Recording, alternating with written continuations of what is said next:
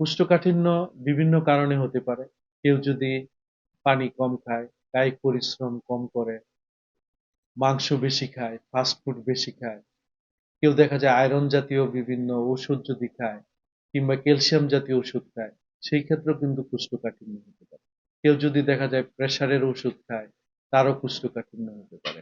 অনেকে দেখা যায় বাথরুমে যে দীর্ঘক্ষণ বসে থাকে, মোবাইল ব্যবহার করে, তাদেরও কোষ্ঠকাঠিন্য হতে পারে। ছোট বাচ্চাদের ক্ষেত্রে দেখা যায় হার্সপাং ডিজিজ একটা হয়, যেটা হচ্ছে পায়ুপথের যে নার্ভগুলি হওয়ার কথা, যেটার মাধ্যমে সংকুচিত প্রসারিত হয়, সেটা যদি না হয় তাদেরও কোষ্ঠকাঠিন্য দেখা। তারপর থাইরয়েডের হরমোনের জন্য কারো যদি হাইপোথাইরয়েডিজম থাকে, তারও কোষ্ঠকাঠিন্য।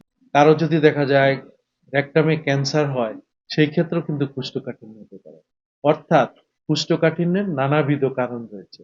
কেউ যদি দেখা যায় সপ্তাহে ৩ বারের কম বাথরুম করে, চিকন নালে বাথরুম করে, বাথরুম করতে প্রচন্ড সমস্যা হয়, এই সমস্ত উপসর্গগুলি নিয়ে মানে কোষ্ঠকাঠিন্য নিয়ে আমাদের কাছে অনেক রোগীরা আসে।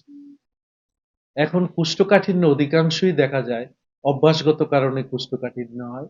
সেই ক্ষেত্রে খাদ্যাভ্যাসটা যদি পরিবর্তন করে প্রচুর পরিমাণে শাকসবজি, ফলমূল খায় এবং প্রচুর পরিমাণে পানি খায়।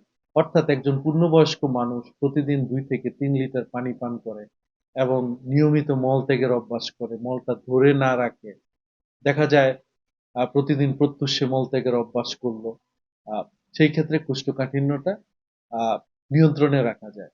আবার কারো যদি সাধারণ কারণে কোষ্ঠকাঠিন্য হয়, সেই ক্ষেত্রে সে যদি ইসবগুলের ভুসি ৪ চামচ পানিতে ভিজিয়ে প্রতিদিন খেয়ে ফেলে, তার কোষ্ঠকাঠিন্য নিরাময় হতে পারে।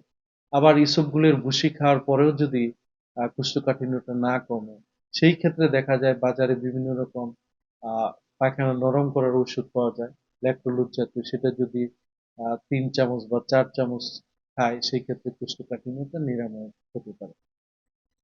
কিন্তু এই সমস্ত ঔষধ ব্যবহার করার পরেও যদি কোষ্ঠকাঠিন্য না কমে, তাহলে আমাদের চিন্তা করতে হবে অন্য কোনো রোগের কারণে হয়তো তার কোষ্ঠকাঠিন্যটা হচ্ছে। আমি বলব সেই ক্ষেত্রে অবশ্যই একজন চিকিৎসকের শরণাপন্ন হতে হবে। চিকিৎসক রোগের ইতিহাস নিয়ে পরীক্ষা-নিরীক্ষা করে কোষ্ঠকাঠিন্যের কারণটা শনাক্ত করে সেই ক্ষেত্রে চিকিৎসা দেবে। একটু আগেই আমি যেটা বললাম, কারো যদি দেখা যায় হাইপোথাইরয়েডিজমের জন্য কোষ্ঠকাঠিন্য হচ্ছে, সেই ক্ষেত্রে তাকে ওষুধ খেতে হবে। বাচ্চাদের ক্ষেত্রে যদি হার্সপাং ডিজিজের জন্য কোষ্ঠকাঠিন্য হয়, সেই ক্ষেত্রে অপারেশনেরও প্রয়োজন হতে পারে। অনেক সময় দেখা যায় রেকটামে ক্যান্সার হয়েছে, অর্থাৎ বাড়তি কোনো টিউমারের মতো হয়েছে, সে পায়খানা করতে পারছে না, সে নিছক কোষ্ঠকাঠিন্য মনে করছে। সেই ক্ষেত্রে কিন্তু আমরা প্রক্টোস্কোপি, ডিজিটাল রেকটাল এক্সামিনেশন এবং কখনো কখনো কোলনোস্কোপি করারও প্রয়োজন হতে পারে। আমি মনে করি যে মেসেজটা দিতে যাচ্ছি, পায়ুপথে কোষ্ঠকাঠিন্য হলেই নিছক কোষ্ঠকাঠিন্য মনে না করে অবশ্যই একজন চিকিৎসকের শরণাপন্ন হবেন। চিকিৎসক ইতিহাস শুনে কিছু পরীক্ষা-নিরীক্ষা করে আ রোগটা শনাক্ত করে যদি সঠিক চিকিৎসা দেন, তাহলে এর থেকে নিরাময় সম্ভব। কারণ কোষ্ঠকাঠিন্যের আড়ালে অনেক সময় দেখা যায় মারাত্মক রকম রোগও থাকতে পারে। ধন্যবাদ।